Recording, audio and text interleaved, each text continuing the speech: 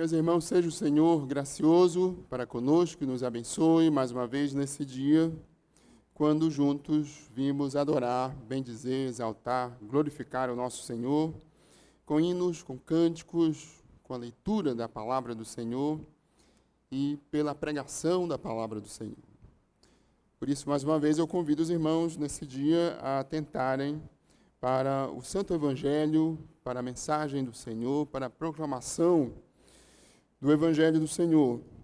Convido os irmãos, então, a abrirem suas Bíblias no livro do Apocalipse, texto que nós estamos considerando, pregando nas noites de domingo.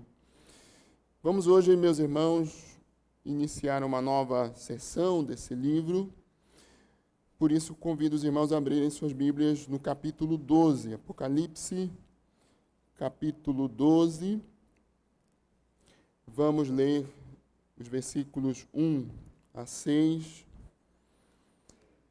Apocalipse, capítulo 12, versículos 1 a 6. Convido a todos que podem se colocar em pé, para que, desse modo, os irmãos acompanhem a leitura que farei do texto anunciado.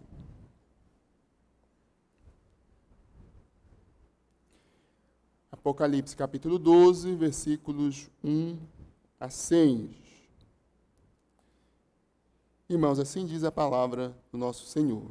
Viu-se grande sinal no céu, a saber, uma mulher vestida do sol, com a lua debaixo dos pés, e uma coroa de 12 estrelas na cabeça, que, achando-se grávida, grita com as dores de parto, sofrendo tormentos para dar à luz. Viu-se também outro sinal no céu, e eis um dragão grande, vermelho, com 7 cabeças, 10 chifres, e nas cabeças 7 diademas. A sua cauda arrastava a terça parte das estrelas do céu, as quais lançou para a terra, e o dragão se deteve em frente da mulher que estava para dar à luz, a fim de lhe devorar o filho quando nascesse. Nasceu-lhe, pois, um filho varão, que há de reger todas as nações com cetro de ferro, e o seu filho foi arrebatado para Deus até ao seu trono. A mulher, porém, fugiu para o deserto, onde lhe havia Deus preparado lugar, para que nele a sustentem durante 1260 dias. Amém. Vamos orar mais uma vez, meus irmãos, suplicando misericórdia, graça e iluminação do Senhor. Nosso bondoso Deus e Pai, Deus glorioso, soberano, bendito, Criador dos céus e da terra, mais uma vez nos prostramos diante do Senhor nesse dia, para suplicar, ó Deus, que o Senhor nos abençoe, iluminando os nossos corações, as nossas mentes, para compreender, bem compreender a Tua palavra, e assim, ó Deus, sermos alimentados, consolados, fortalecidos, reavivados pelo Senhor. Rogamos que o Senhor tenha misericórdia e abençoe a todos os fiéis pregadores em todos os lugares desse mundo. Abençoa, ó Deus, esse meio de graça que é a pregação da Tua palavra. E traze, ó Deus, a Teus pés aqueles que ainda andam mortos em delitos e pecados. Segundo o Teu querer, segundo o Teu plano, segundo a Tua vontade, nós Te rogamos, ó Senhor, converte a Ti os pecadores que têm oportunidade nesse dia de ouvir a Tua palavra. Seja o Senhor gracioso para conosco e nos abençoe. É o que nós Te rogamos, no nome de Jesus Cristo, Teu Filho. Amém, Senhor. Meus irmãos, os irmãos podem sentar. Como disse os irmãos, nós vamos hoje iniciar uma nova sessão do livro do Apocalipse, de Apocalipse. E por isso eu quero apresentar aos irmãos um breve resumo desse livro, um breve esboço desse livro, como fizemos no começo, há alguns meses atrás. Um presbítero chamado Rubem Amorese, presbítero de Brasília, eu não conheço, mas esse irmão escreveu um livro que não é muito conhecido, um livro intitulado Meta-História, a história por detrás da história. Meta é uma preposição grega que, dentre outros significados, pode ser traduzida por além de. A história além da história. No seu livro, o Rubem Amorese, presbítero Rubem Amorese, aborda a investida de Satanás ao longo da história contra Cristo e contra a Igreja de Cristo. Meus irmãos, além do que nós podemos ver aqui e agora, no tempo, a igreja no mundo pregando o Evangelho, testemunhando o Evangelho, a igreja sendo perseguida por Satanás, pelo mundo, mas guardada pelo Senhor, há uma batalha maior, há uma guerra entre Cristo e Satanás. Além da história como nós a vemos, existe um trono onde reina o Rei do Universo, onde governa o Senhor Deus Todo-Poderoso. Há um cavaleiro fiel caminhando à frente da sua igreja, um Deus soberano dirigindo todos os acontecimentos, pequenos e grandes. Há um juiz do universo que está vindo para julgar o mundo. Tantas vezes nós não podemos compreender na sua inteireza os acontecimentos. Muitas vezes não podemos entender as nossas lutas e também as lutas da Igreja de Cristo. Mas nós podemos estar certos de que Deus guarda o seu povo e, por fim, a Igreja será vitoriosa juntamente com o seu Senhor. Esse assunto da guerra de Satanás e seus anjos contra a igreja é abordado na sessão do Apocalipse, que nós passaremos a considerar a partir de hoje. A sessão do dragão perseguidor, podemos denominá-la assim, capítulos 12 a 14. Mas, como disse aos irmãos, antes de começarmos a considerar essa nova sessão, e, de fato, há uma divisão maior do livro do Apocalipse aqui, capítulos 1 a 11 e 12 até o capítulo 22. Antes de nós começarmos a abordar essa sessão, será útil relembrar aos irmãos, uma vez mais, a estrutura desse livro, o modo como esse livro foi estruturado. E para isso eu vou apresentar aos irmãos um esboço do livro, lembrar aos irmãos um esboço do livro do Apocalipse, que nos ajudará a recapitular o que já temos aprendido, o que já temos visto até aqui, e nos dará uma visão do que vem adiante de nós nesse glorioso livro, nesse maravilhoso livro da revelação. Vamos lembrar que o livro de Apocalipse foi escrito para nos confortar, para consolar, encorajar a igreja militante nesse mundo. Lembre os irmãos que João escreveu originalmente para as 7 igrejas da Ásia Menor, e aqueles irmãos nossos estavam sendo perseguidos, eles estavam sendo maltratados, deixados de lado, alguns estavam sendo mortos por causa do testemunho fiel do Evangelho, por causa da pregação fiel do Evangelho de Cristo. Lembre os irmãos que o tema desse livro é a vitória de Cristo e da sua igreja sobre Satanás e sobre todo o mal. E é interessante, meus irmãos, notar que Apocalipse foi escrito, estruturado, organizado em 7 sessões ou 7 partes. É um só livro, mas composto por 7 grandes partes. É um só livro que trata como já disse aos irmãos, da vitória de Cristo, da vitória da igreja e do seu Senhor, mas que é composto em 7 partes. As 7 sessões do Apocalipse tratam do mesmo tema, apresentam o mesmo período da história, o período entre a primeira e a segunda vinda de Cristo, o período entre a encarnação de Cristo e a encarnação em humilhação e a glória de Cristo, Cristo glorioso. O período que Cristo esteve aqui a primeira vez e quando ele voltar a segunda vez. No entanto, cada sessão do livro do Apocalipse, apesar de termos sessões paralelas, ou mesmo tendo sessões paralelas, cada sessão desse livro acrescenta, apresenta mais ainda ao longo, à medida em que caminhamos no livro, nós temos mais detalhes que vão sendo revelados pelo apóstolo João, conforme Deus revelou a ele.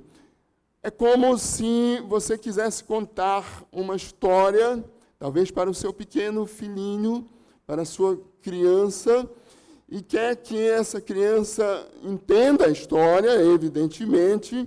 Então você a conta a primeira vez, conta uma segunda vez com mais detalhes, conta a terceira vez com mais detalhes, intensificando um pouco mais ao longo do tempo, na medida em que você vai recontando a mesma história. Apocalipse foi escrito desse modo.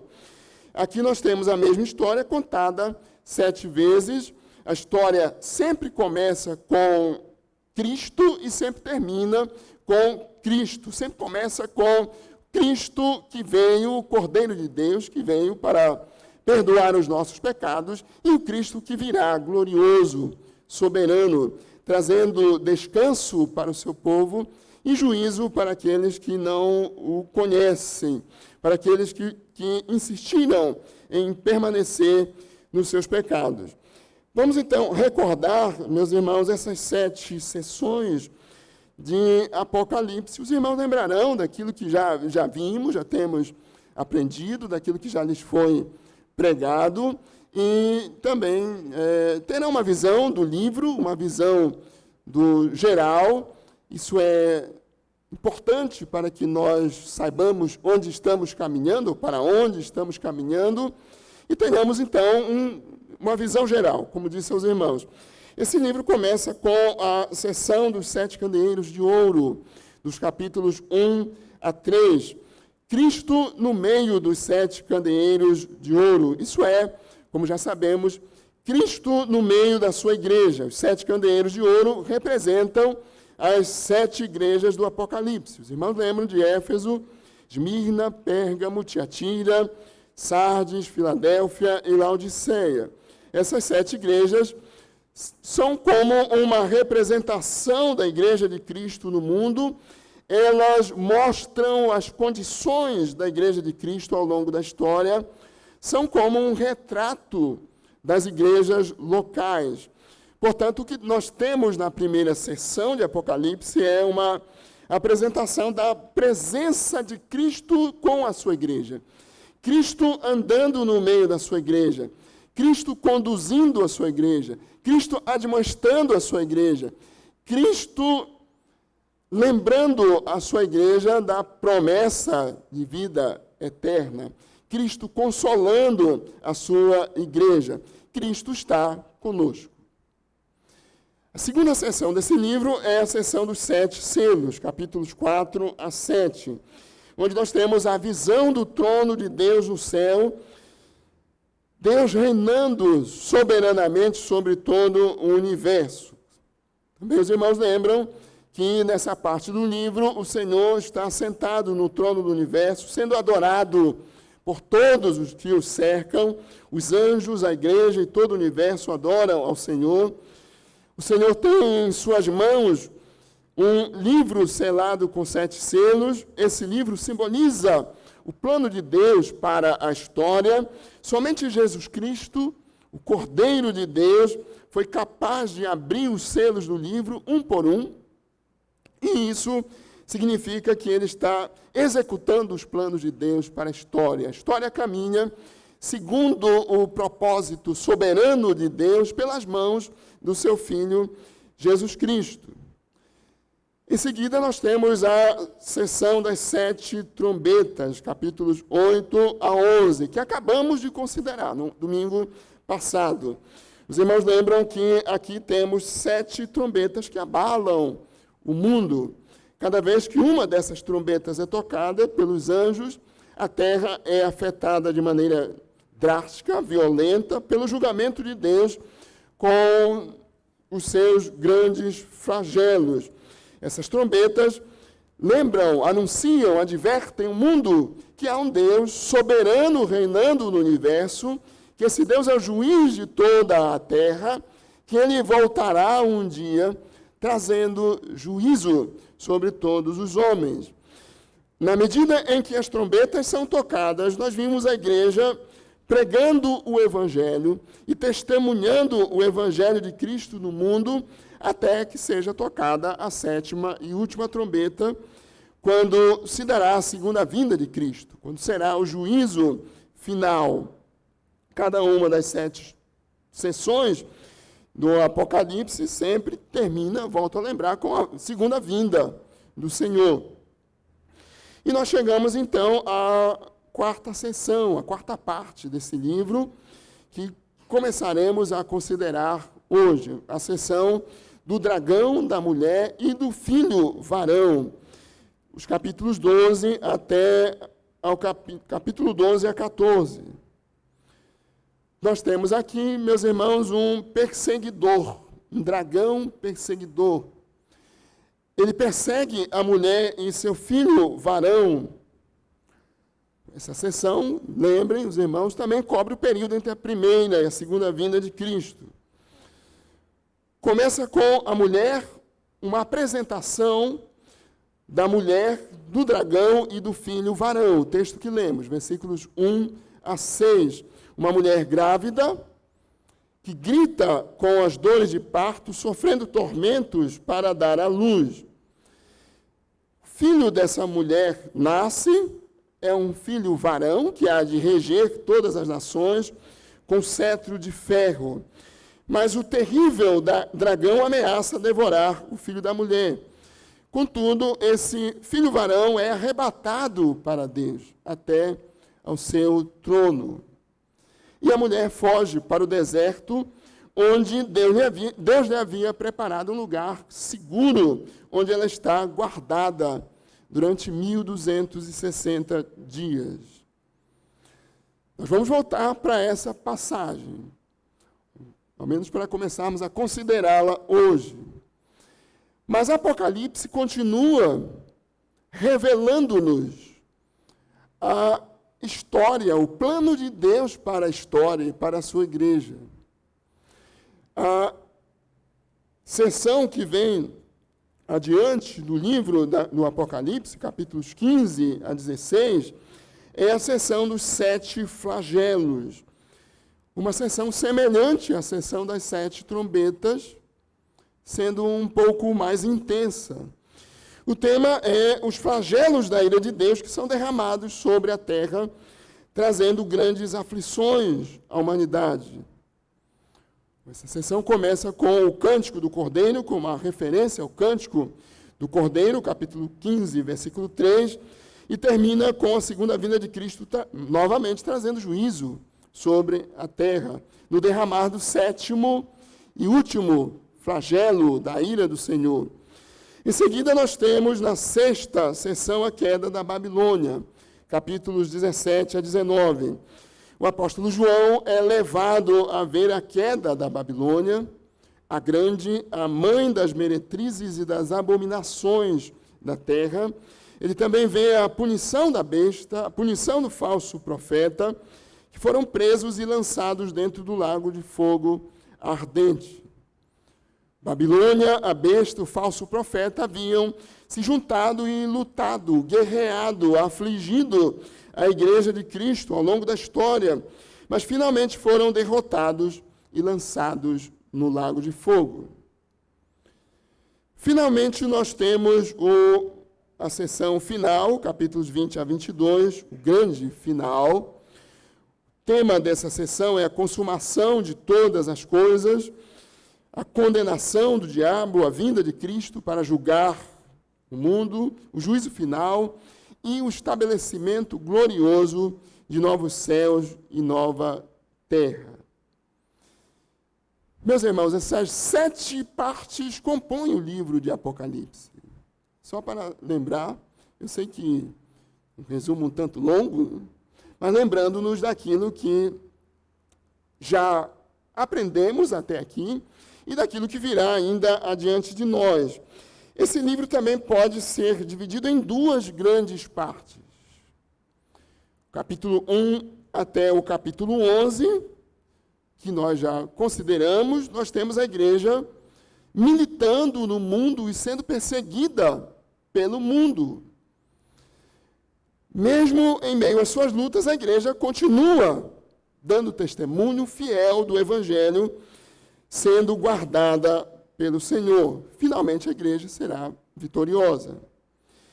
Os capítulos 12 até o capítulo 22, que vamos começar a tratar, a ver hoje, nós temos Cristo e a igreja batalhando contra Satanás, contra o diabo.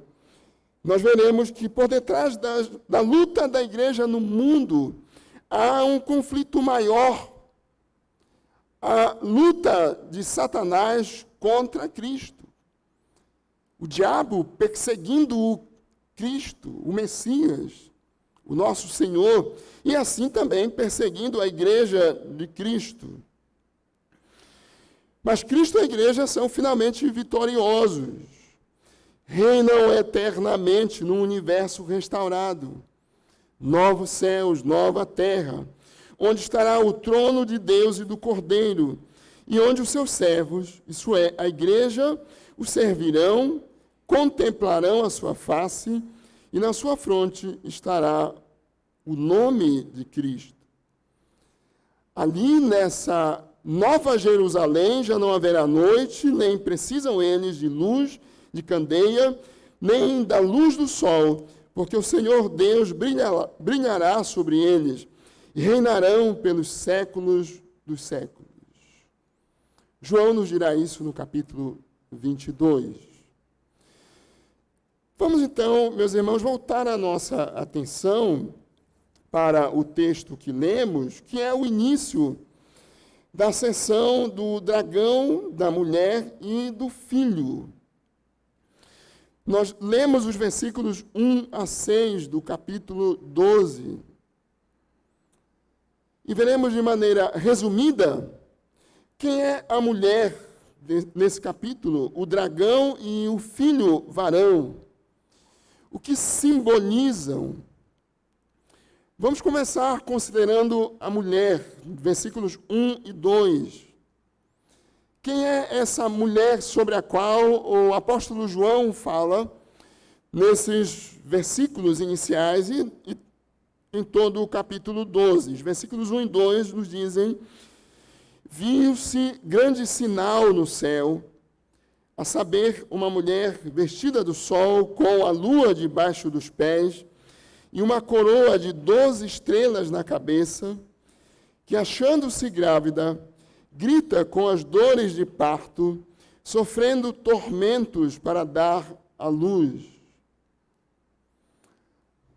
Esses versículos apresentam uma mulher grávida, já com as dores de parto, sofrendo para dar à luz a seu filho. João diz que a mulher apareceu como um grande sinal no céu. Viu-se um grande sinal no céu. A expressão grande sinal poderia ter sido traduzida por grande maravilha, grande milagre, grande acontecimento. Trata-se de um acontecimento grandioso, maravilhoso. A mulher de Apocalipse 12, 1 é ou está relacionada com um grande acontecimento, um maravilhoso acontecimento. Uma segunda informação sobre a mulher de Apocalipse 12 é que é uma mulher gloriosa. Nós podemos notar isso, meus irmãos, na maneira ou pela maneira como a mulher está vestida. Vestida do sol, com a lua debaixo dos pés e uma coroa de 12 estrelas na cabeça. O sol, a lua e a coroa de estrelas são símbolos de glória. símbolos de poder, símbolos de autoridade. É possível que a figura da mulher, tendo uma coroa de 12 estrelas na cabeça, faça referência à igreja do Senhor, representada no Antigo Testamento pelos 12 patriarcas, filhos de Jacó, filhos de Israel, e pelos 12 apóstolos de Cristo no período do Novo Testamento. Nós teríamos, assim, uma representação simbólica da igreja no período do Antigo Testamento e no período do Novo Testamento, conforme temos visto em Apocalipse, na representação dos 24 anciãos que adoram a Deus diante do seu trono, que são símbolos da igreja de Cristo. Nós temos 24 anciãos porque a igreja é uma só. Não há uma igreja no Antigo Testamento e uma igreja no Novo Testamento, evidentemente. A igreja é uma só. Essa mulher vestida de glória, poder e autoridade, que aparece como um grandioso acontecimento, representa, simboliza a igreja de Cristo, o povo de Deus, a igreja do Senhor. Agora, na terra, a igreja pode parecer pequena, pode parecer insignificante, pode parecer sem grande expressão. Quantos governos reconhecem a importância da igreja de Cristo? Quantas instituições globais ou internacionais reconhecem a glória, a grandeza, a importância da igreja do Senhor? Meus irmãos, da perspectiva do mundo, a igreja é insignificante. Mas do ponto de vista do céu, a igreja é gloriosa, grandiosa. De fato, do ponto de vista de Deus, do céu, a igreja é a mais importante agência na terra, nesse mundo. É claro que a igreja reconhece a importância das instituições nesse mundo. É claro que a igreja reconhece a importância dos organismos, das instituições, do Estado, por exemplo, nesse mundo, que na graça comum de Deus tem grande valor, grande importância. Contudo, a igreja é uma instituição divina, estabelecida por Deus, reunindo homens regenerados, chamados pela bondade e misericórdia do Senhor, separados do mundo para servir ao Senhor, e que permanecerá quando todos esses organismos humanos tiverem terminado. Vejam os irmãos que a coroa na cabeça dessa mulher também é um símbolo da glória da igreja, da realeza da igreja e da vitória da igreja. João viu que a mulher que estava grávida já para dar à luz a seu filho estava gritando com dores de parto, sofrendo tormentos para dar à luz. Essa figura diz respeito ao nascimento de Jesus Cristo, a semente da mulher, o filho da mulher prometido desde Gênesis 3:15, que viria a esse mundo, que veio a esse mundo para esmagar a cabeça da serpente, Satanás. Ao longo da revelação, sempre temos mulheres lutando para dar luz a um filho prometido. Lembre os irmãos que foi assim com Sara, foi assim com Rebeca e com Raquel, foi também assim com Maria, a mãe de Jesus. Todas essas mulheres sofreram dores e angústias para dar à luz a seu filho prometido. Nós veremos adiante, o texto que lemos diz, e ainda veremos mais, no próximo domingo, se o Senhor nos permitir, que Satanás persegue o filho que irá nascer dessa mulher. Satanás quer devorar esse filho, porque esse filho varão é Jesus Cristo, Filho de Deus, que nasceu de uma mulher. Quando Jesus nasceu nesse mundo, ele foi imediatamente perseguido. Herodes queria matá-lo. Os tormentos e dores da mulher para dar à luz a seu filho simbolizam os sofrimentos e dores sofridos por Cristo e sua igreja, pela igreja do Senhor ao longo da história. Portanto, essa mulher gloriosa que estava grávida e perto de dar à luz simboliza a igreja do Senhor.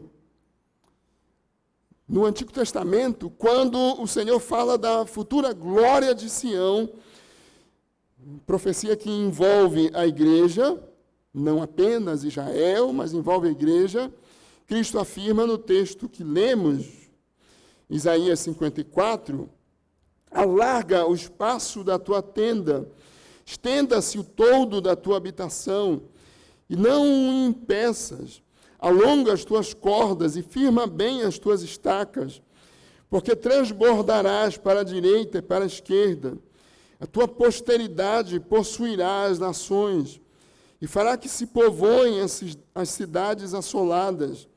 Não temas, porque não serás envergonhada.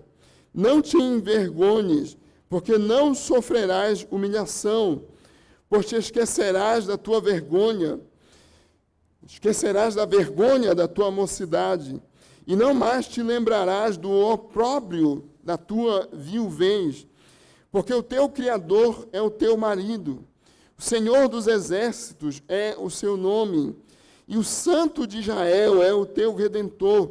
Ele é chamado o Deus de toda a terra. Deus estava prometendo restaurar Israel.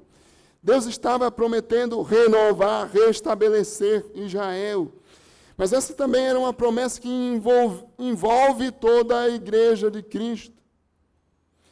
Israel não seria o único povo a conhecer o Redentor. As tendas de Israel seriam alargadas. O espaço da igreja seria maior. Quando o apóstolo Paulo fala da igreja no Novo Testamento, ele nos diz que a igreja será apresentada um dia a Deus, santa, gloriosa, sem mácula, sem defeito. Efésios 5, 25 a 27.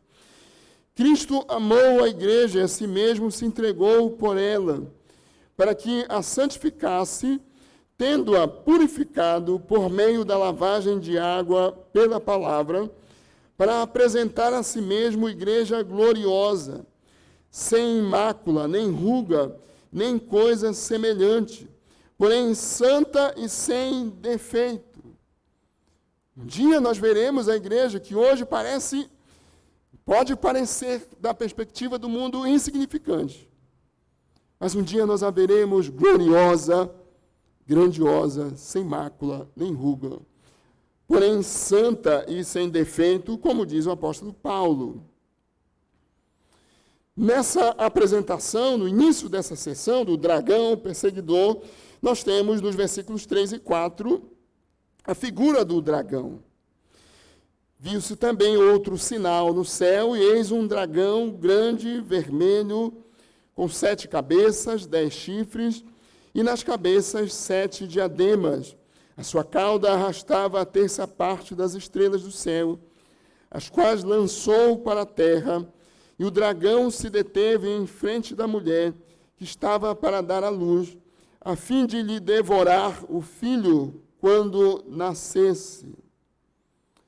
Esse dragão vermelho, com 7 cabeças e 10 chifres, simboliza Satanás, simboliza o diabo, a antiga serpente, como nós veremos ainda nesse capítulo. João nos diz isso no versículo 9, e mais adiante no capítulo 20, versículo 2. Vejam os irmãos que Satanás é descrito aqui como um grande dragão, um símbolo de poder, de força, de capacidade de destruição. Satanás é descrito como um poder capaz de liderar grandes conflitos e de causar grande destruição. Satanás é aqui descrito como um poder capaz de reunir em torno de si admiradores e seguidores. Satanás pode ser admirado, seguido, servido por muitos. Sob a poderosa mão de Deus, ele é capaz de instigar os reinos do mundo para perseguir o povo de Deus, para perseguir a igreja de Deus, como estava acontecendo com os irmãos, com a igreja, na época do apóstolo João. Portanto, aqui nessa passagem, nós estamos diante de um conflito grandioso, cósmico. Cristo e Satanás. Satanás investindo contra Cristo. Antes de querer devorar a igreja, Satanás quer destruir, pretende destruir a Cristo. Por isso, então, ele persegue a igreja de Cristo. João vê Satanás abalando os céus. Sua cauda arrastava a terça parte das estrelas do céu, as quais lançou para a terra. Esse versículo faz referência à expulsão de Satanás dos céus, trazendo consigo os anjos que com ele se rebelaram contra Deus.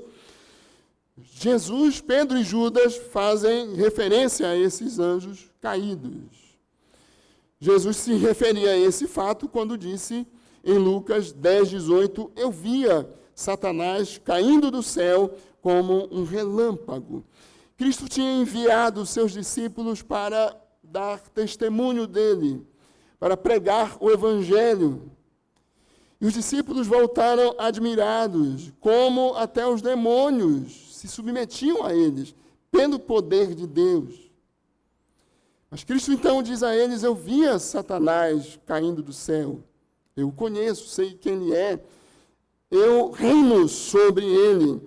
Mas também, meus irmãos, Pedro faz referência à queda de Satanás na sua segunda carta, capítulo 2, versículo 4, quando diz, ora, se Deus não poupou anjos quando pecaram, antes, precipitando-os no inferno, os entregou a abismos de trevas, reservando-os para juízo.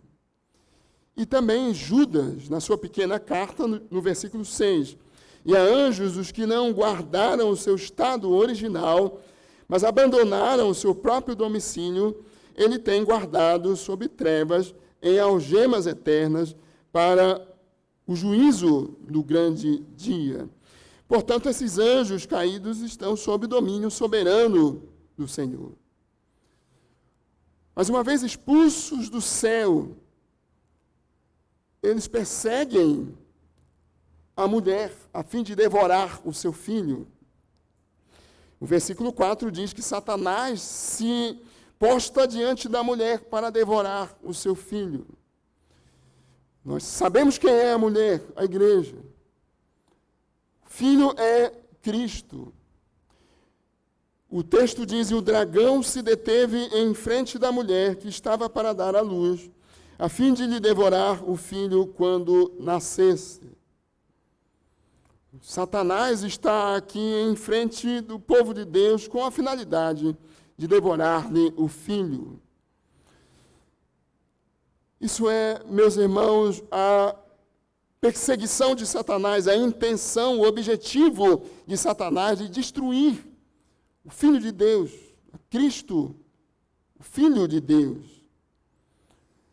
Finalmente, nós temos o Filho apresentado nos versículos 5 e 6.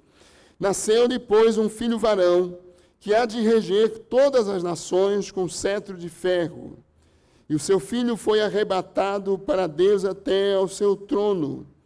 A mulher, porém, fugiu para o deserto, onde lhe havia Deus preparado lugar para que nele a sustentem durante 1260 dias. Como sabemos, o Filho é Jesus Cristo, o varão que há de reger todas as nações. E nós temos, meus irmãos, nesses 2 versículos, resumido o cumprimento da promessa do nascimento de Cristo. A semente da mulher, de Gênesis 3:15. A promessa de Isaías 7:14. João viu que nasceu-lhe, pois, um filho varão, Cristo. Temos aqui a profecia do reinado soberano de Cristo sobre todas as nações. O filho varão que há de reger todas as nações com cetro de ferro. Aqui João está citando o Salmo 2, onde temos Deus falando do reinado de Cristo, seu Messias, o Messias Salvador. Versículos 8 e 9, o Salmo 2 diz: Pede-me, e eu te darei as nações por herança, e as extremidades da terra por tua possessão. Com vara de ferro as regerás, e as despedaçarás, como um vaso de oleiro. Essa profecia terá o seu cumprimento pleno quando Cristo voltar na sua segunda vinda. Mas antes disso, temos ainda no texto a obra de Cristo simbolizada aqui pela sua ascensão aos céus e a sua coroação na presença de Deus. Versículo 5, seu filho foi arrebatado para Deus até ao seu trono. João então nos lembra, ou a João foi revelado, que Satanás não pôde cumprir seu propósito de destruir a Cristo e não poderá cumprir o seu objetivo de destruir a sua igreja. De fato, irmãos, foi Cristo que o destruiu, triunfando dele na cruz, por sua vida perfeita, por sua morte e ressurreição.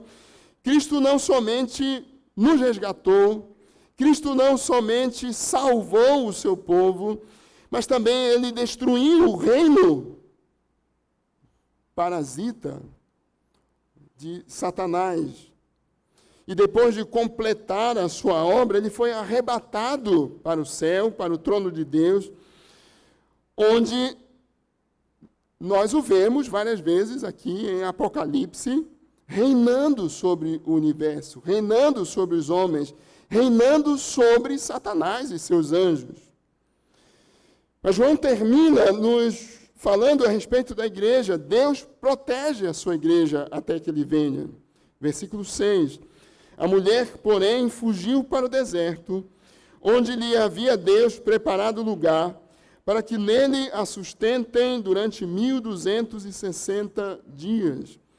Esse versículo nos revela, mais uma vez, temos visto várias vezes em Apocalipse, como Deus guarda, como Deus conduz, como Deus está protegendo a sua igreja. E Apocalipse 12:6, mais uma vez, revela-nos Deus guardando a sua igreja, Deus protegendo a sua igreja nesse deserto, ao longo da caminhada até chegar a Canaã celestial.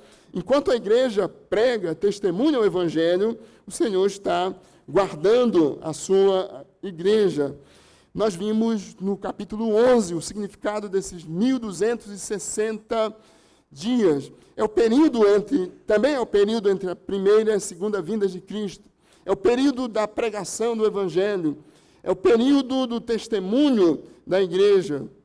Mas notem, os irmãos, a condição da igreja até a volta de Cristo não é como de quem está em um lugar definitivo, mas a igreja está sob perseguição, peregrinando como num deserto, enquanto aguarda a sua cidade definitiva, enquanto espera o seu descanso eterno, enquanto aguarda a glória, os novos céus e nova terra prometidos pelo Senhor.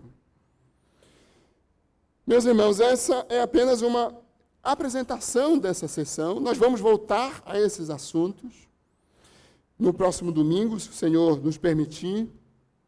E o objetivo é apenas para que nós saibamos o que significam esses símbolos no início da visão dada a João da mulher, do dragão e do filho varão.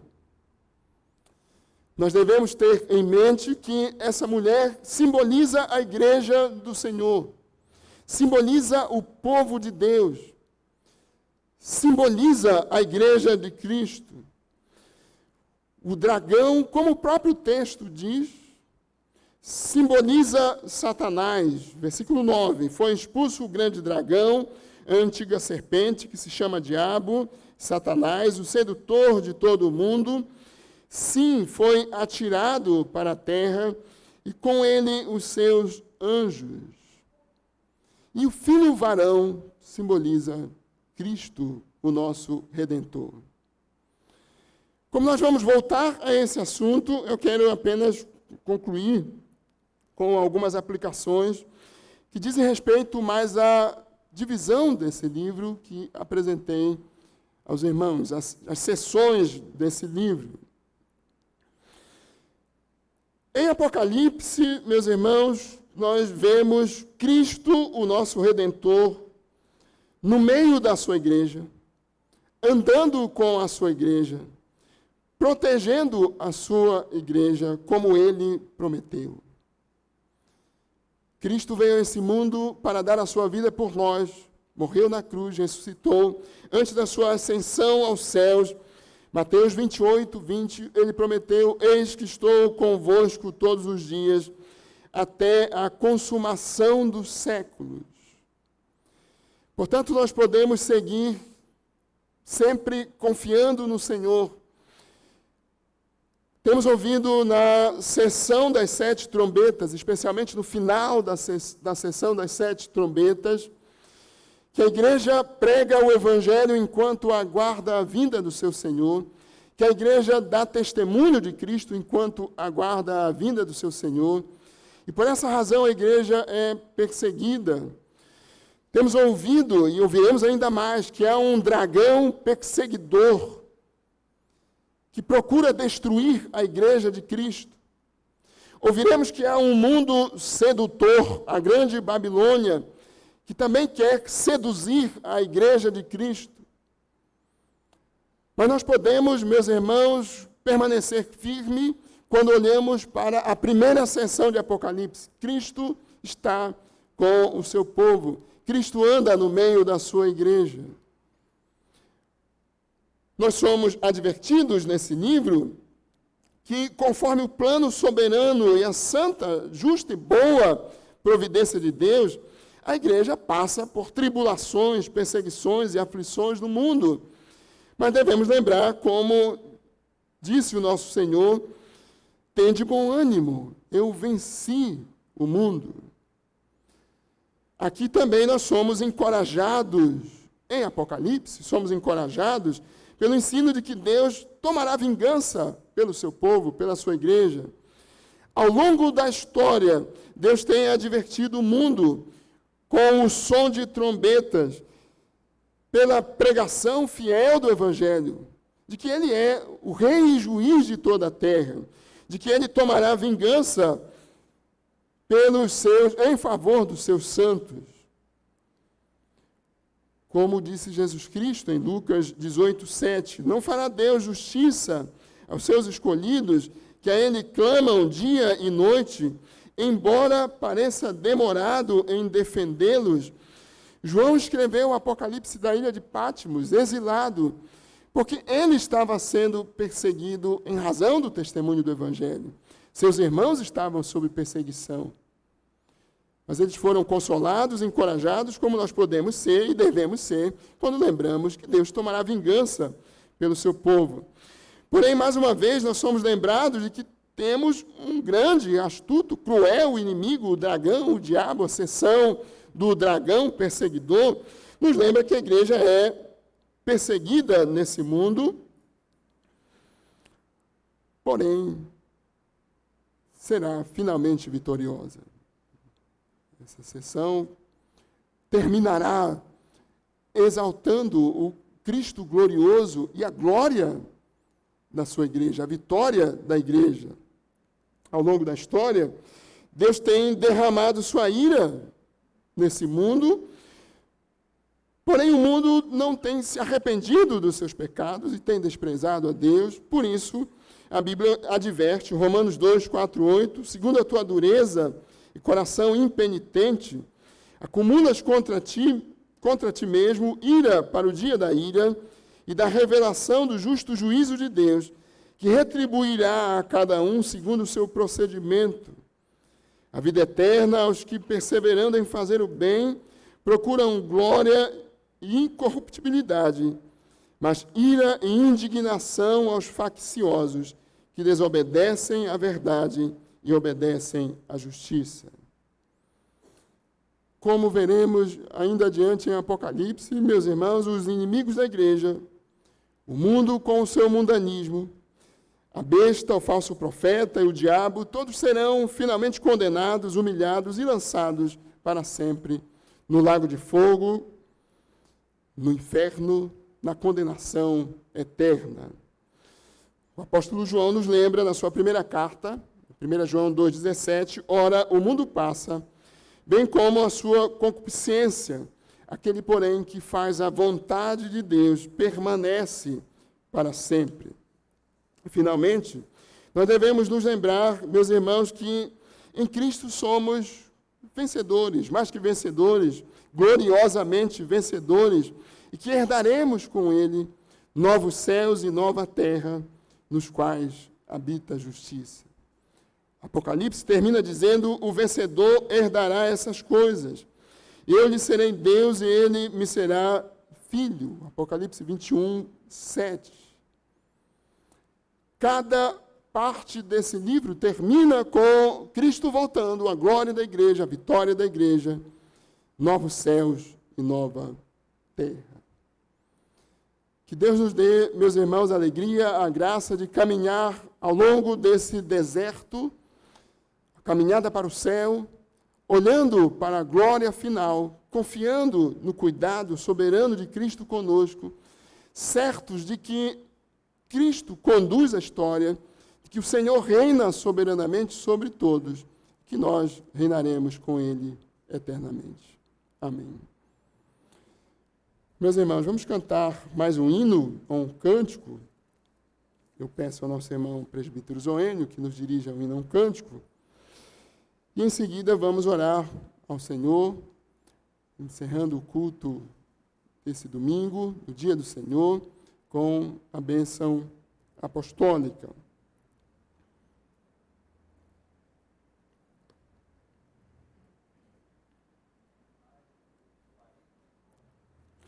No nosso cenário, o hino 49.